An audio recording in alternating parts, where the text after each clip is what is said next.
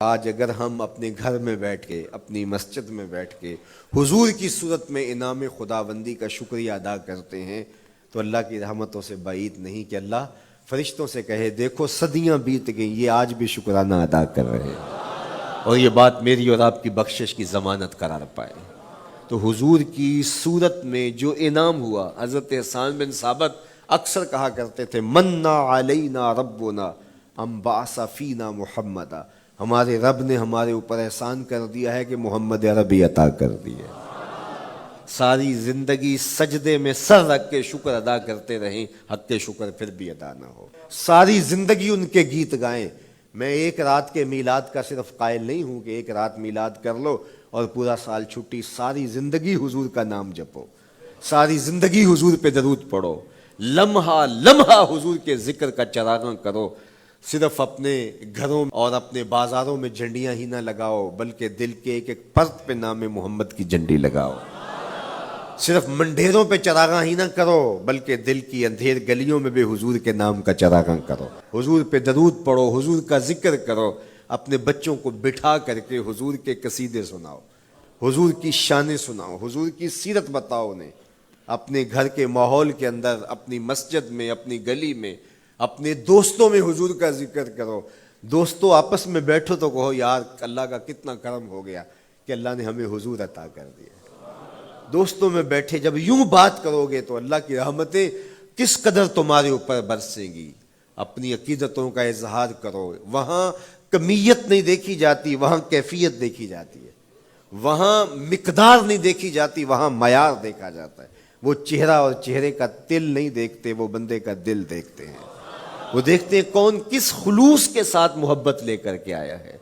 یار چہرہ تو چمکدار تھا، اسی لیے ابو لہب کہتے ہیں نا شعلے کی طرح چمکتا ہوا، لیکن جہنم کا ایندھن بنا، اور کالے رنگ والا، ہونٹ موٹے ہیں، لیکن کعبے کی چھت میں کھڑا اذان دے رہا ہے۔ تو عقیدتوں کے رنگ اور محبتوں کے رنگ حضور علیہ السلام کے ساتھ جب کوئی پیش کرتا ہے تو رائے گانی جاتی۔ یہ وفاداروں کا در ہے، یہاں بے وفائی کا تصور ہی نہیں ہے۔ وہ ہاتھ پکڑتے ہیں تو پھر چھوڑتے نہیں ہیں، اس لیے ان سے محبت کا ربط قائم کیجیے، اپنی اولادوں کو حضور کا پیار سکھائیے، اپنے گھروں میں میلاد کیجیے۔ لازم نہیں ہے کسی عالم دین کو بلاؤ، آپ اپنے گھروں میں حضور علیہ السلام پر درود پڑھیے گا، بچوں کو بٹھائیے گا اور حضور کی سیرت کا کوئی واقعہ ان کو سنائیے گا۔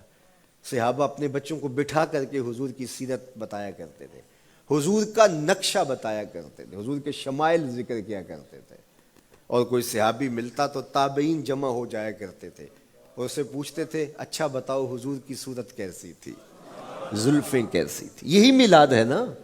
میلاد میں حضور کے فضائل کا ذکر ہوتا ہے، شمائل کا ذکر ہوتا ہے، خصائل کا ذکر ہوتا ہے، اور موسم حج کا ہے۔ ایک اونچے ٹیلے پہ حضرت سیدنا ابو طفیل چڑھ گئے، یہ آخری صحابی ہیں، اس کے بعد کوئی صحابی نہیں، حضور کے وصال کے 100 سال بعد تک زندہ رہے۔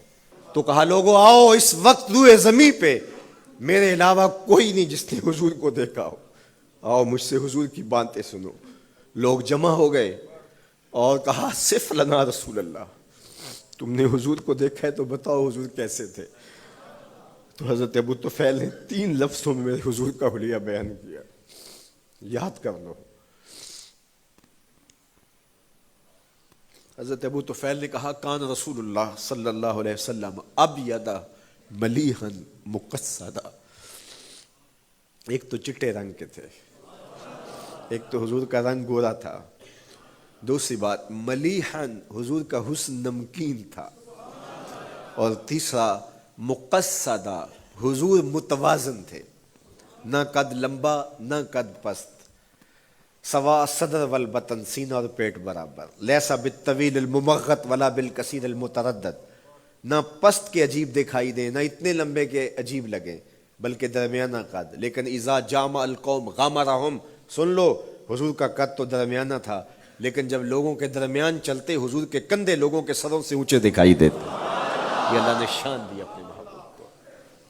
مکھ چند بدر شاہ شانی، متھے چمک دی لاٹ، کالی زلف تے اکھ مستانی،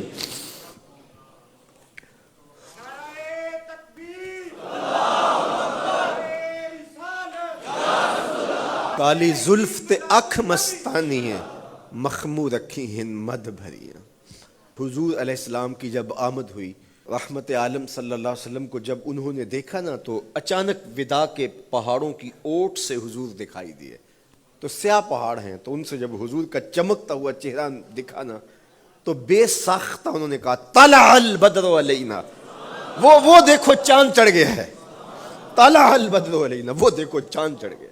مورخ اسلام حفیظ جالندری نقشہ کھینچتے ہیں، جنوبی سمت سے اٹھا ایک نوری غبار آخر، جنوبی سمت سے اٹھا ایک نوری غبار آخر، سواد شہر میں داخل ہوا ناکا سوار آخر، زباں پر اشرق البدر علینا کی صدائیں تھیں، دلوں میں ما دعا للہ دائی کی دعائیں تھیں، نبوت کی سواری جس طرف سے ہو کے جاتی تھی، درود و نعت کے نغمات کی آواز آتی تھی، کہیں معصوم ننھی بچیاں تھیں دف بجاتی تھی، رسول پاک کی جانب اشارے کر کے گاتی تھی، اور کہتی کیا تھی؟